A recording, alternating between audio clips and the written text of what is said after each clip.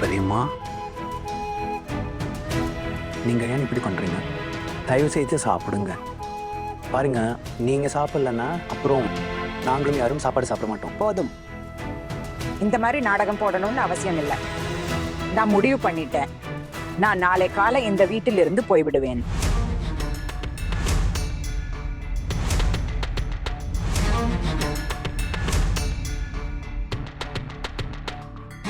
பகவான், சொல்லுங்கம்மா. நாளை நான் தீர்த்த யாத்திரைக்கு கிளம்புறேன். காலையிலே நான் கிளம்புறதுக்கான ஏற்பாட்டை பண்ணிடு. அண்ணி, நீங்க மட்டும் தன்னந்தனியா எப்படி போவீங்க? அப்படி தீர்த்த யாத்திரைக்கு போறீங்கன்னா நாங்களும் உங்க கூட தீர்த்த யாத்திரைக்கு வரோம். நீங்க ஒண்ணு புரிஞ்சுக்கங்க. வெளியில இருந்து வந்த ஒரு பொண்ணுக்காக நீங்க சொந்த வீட்டை விட்டுட்டு தீர்த்த யாத்திரை போறீங்களா?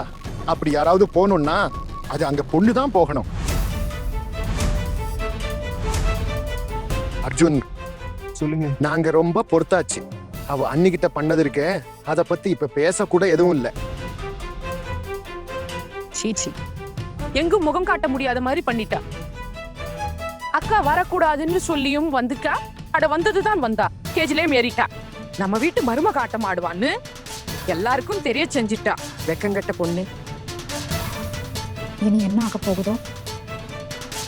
சில நேரம் எனக்கே தோணுதுக்கா, அகன்னாவுக்கு நடந்தது சரிதான் போலன்னு. நீங்களே சொல்லுங்க, இவ்வளவு துணிச்சல் காட்ட என்ன அவசியம் வந்தது? அவங்க போவேங்கன்னா நாம யாரையாவது சொல்லியிருந்தேன். நம்ம எப்படி ரகசியமாக எடுத்து செல்வோம், அதையும் திரும்ப கொண்டு வருவோம்.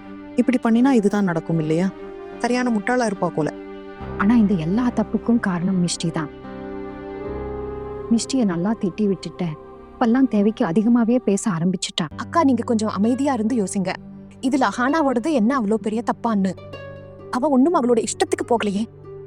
அவ போனது வெறும் ஒரு சின்ன பொண்ணு மனசை சந்தோஷப்படுத்துதான். அப்படியா? அம்மா தரத்ததை பத்தி என்ன பண்ண போறா? யாராவது அழைக்குமா? இல்ல எனில் அவள் முகம் உயர்த்தி எங்கோ செல்வாள். இதெல்லாம் சரியா என்ன? என்னாச்சு அர்ஜுன்? நீ எதுவும் சொல்லுவியா? இல்ல எனில் இப்போ இது அமைதியாக நிற்றும். அம்மா, இந்த ஒரு தடவை மட்டும் சின்ன மருமகளை மன்னிச்சிருந்தேன். மிஷ்டி இவ்வளவு பிடிவாதம் பிடிக்கலன்னா அவ போயிருக்க மாட்டாளே. ஆஹனாவும் இன்னும் சின்ன பொண்ணு தானேம்மா. போதும், இதெல்லாம் நிறுத்துங்க. இப்ப எனக்கு ஒன்னும் நல்லதா படல. நான் என் ரூமுக்கு போறேன். நாளைக்கே நான் காசிக்கு போறேன், அவ்வளவுதான். அம்மா, அம்மா, நான் சொல்றது கேளுங்க. எந்த அம்மான்னு கூப்பிட்டாது.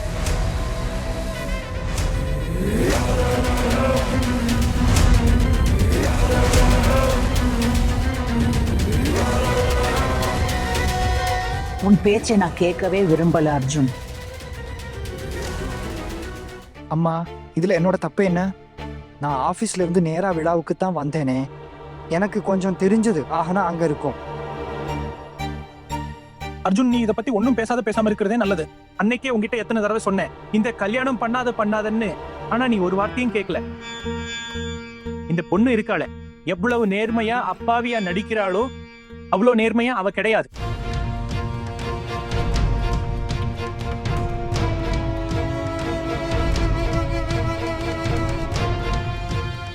இந்த பொண்ணு இருக்கால, இவ யாரையாவது கொலை கூட பண்ணிடுவா. எதுக்குமே அஞ்சவே மாட்டா, தயக்கமே இருக்காது அவளுக்கு.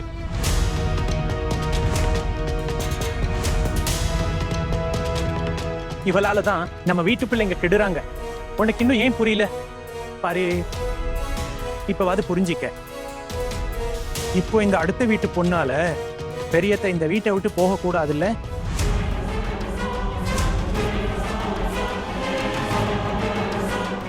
எவ்வளவு நேரமா இதையே சொல்லிக்கிட்டே இருக்கோம். இந்த பொண்ணு அவளோட வீட்லயே விட்டுட்டு வா. ஆனா நீ கேட்கவே மாட்டேன். அத்த, நேத்து நான் அஹானாவே அவளை வீட்டுல விட்டுட்டு வரத்தானே போனேன். நீங்க தானே என்ன தடுத்தீங்க. அட, பெரிய மருமகளோட அப்பா வந்து சொன்னாரு, இவ இன்னைக்கே போயிட்டா நம்ம வீட்டுக்கு கேடு நடக்கும்னு. அதனாலதான் நாங்க நிறுத்தினோம். அடுத்த நாளே எப்படி இன்னொரு பிரச்சனை பண்ணுவாள்னு எங்களுக்கு எப்படி தெரியும்?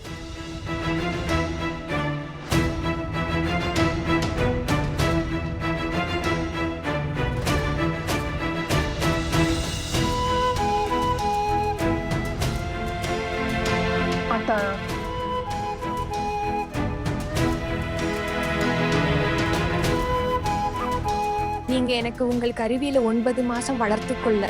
ஆனா நான் உங்களை அம்மா என்ன பாசிட்டேன். நான் உங்க பொண்ணு மாதிரி தானே.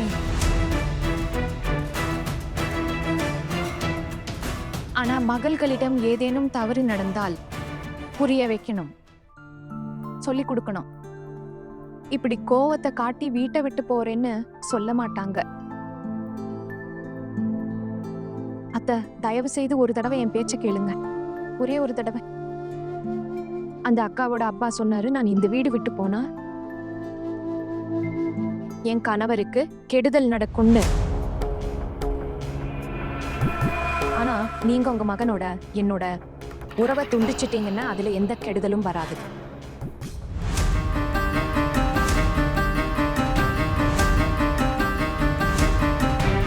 இந்த கல்யாணத்தை நீங்களே முறிச்சுடுங்க. நான் என் பிறந்த வீட்டுக்கே திரும்பி போயிடுறேன் நிரந்தரமா.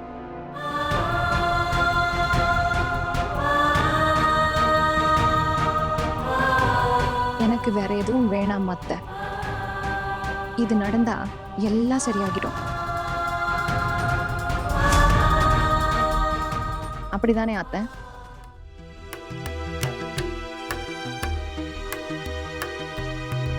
சரி, அதுதான் சரியா இருக்கும். அப்படின்னா நாளை காலையிலேயே தயாராரு. இப்போ நடு இரவுல அனுப்ப முடியாது இல்லையா?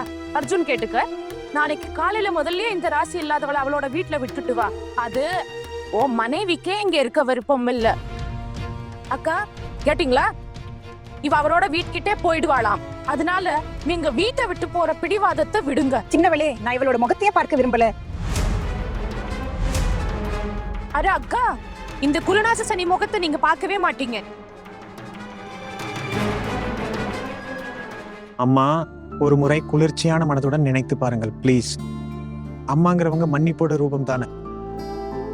இவ்வளோ சின்ன விஷயத்துக்கே இந்த பொண்ணுக்கு தண்டனை கொடுக்க போறீங்களா?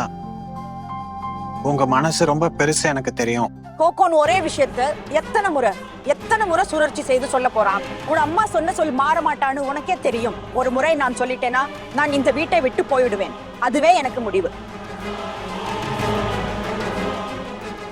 யாரோட பொண்ணை நான் தொடத்தணும்னு எனக்கு ஆசை இல்லை. அனே கிளம்பிடுறேன்.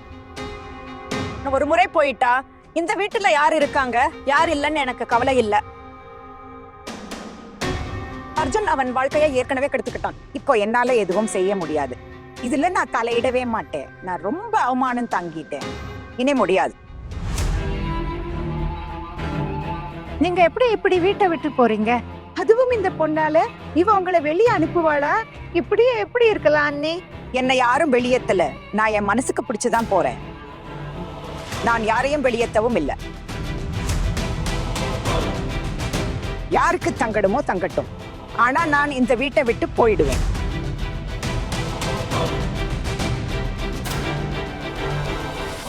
அப்படி எதுவும் நடக்காதாம்மா. நீங்க சொன்னீங்கன்னா நான் அஹானாவை நாளைக்கே அவளோட பிறந்த வீட்டுல விட்டுட்டு வர்றேன்.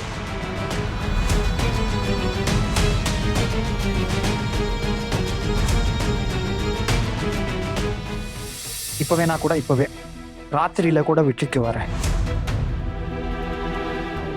எனக்கு எதுவும் வேண்டாம் அர்ஜுன். ஒண்ணுமே வேண்டாம்.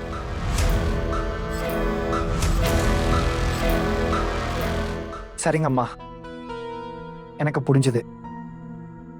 உங்களுக்கு விருப்பம் இல்லை. ஆனா இது என் முடிவு. நாளை அஹானாவே அவளோட பிறந்த வீட்டுல விட்டுட்டு வர்றேன்.